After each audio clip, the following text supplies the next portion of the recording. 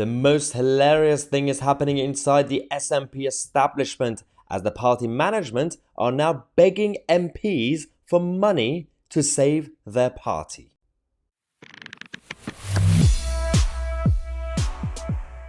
Oh my god. Okay, we're gonna need a minute with this. So, the SNP are getting closer to the deadline. They have a deadline to find new accountants, new auditors to file their annual accounts.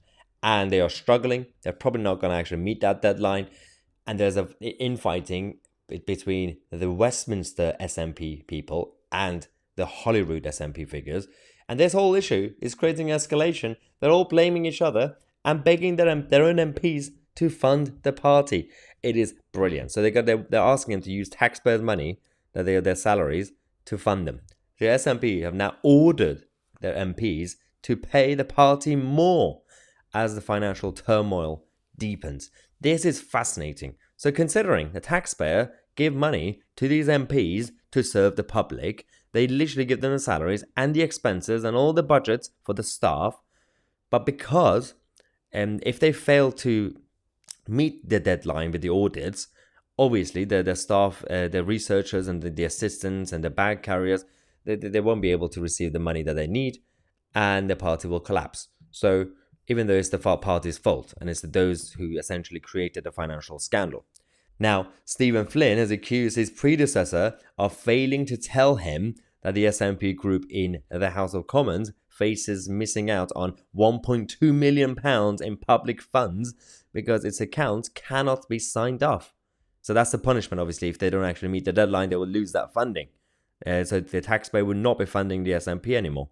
Now, Stephen Flynn has said that he would not guarantee that a 31st of May deadline to submit the accounts, the audits, would be met because the party is struggling to find auditors after the previous company resigned in September. This would put the employment of staff and members at risk. So Stephen Flynn, who's the new leader, Westminster leader for the SNP, is blaming Ian Blackford on this issue because he says, Ian Blackford didn't tell me. But Ian Blackford is fighting back saying, I told him everything. Not really sure who's lying, but considering it's the SNP, I think everybody is lying, but just on different levels and different degrees. Now, Ian Blackford, oh God, I missed that face. No, I don't. He insists that his team handed over all the relevant information, including financial information, to Stephen Flynn's new MP leadership team in December. So like 4 months ago. So that's what Ian Blackford says. Stephen Flynn says, I never received any information, any documents about especially the financial affairs of the party. So clearly one person is lying on this issue. And I don't know. Ian Blackford, despite what we say about him, I'm not really sure if he's going to be competent enough to pull off something like this. You never know. But in reality, the whole thing is collapsing and I'm loving it. So Stephen Flynn says, it's obviously a situation which is in a state of flux. And I think when you are not in control of something, it's best not to make firm commitments as to what could or could not happen. Obviously, I'm very conscious of the fact that we have staff members who this relates directly to as well. So I don't want to be making any commitments that I can't keep to. So because you've had others making empty promises and gestures in the past, we now have a new leadership in the SNP who just refuse to make any commitments. I'm not going to come up with any solutions now because we don't know what's going to happen tomorrow. Technically, Stephen Flynn is right, but this is not a sign of strong leadership.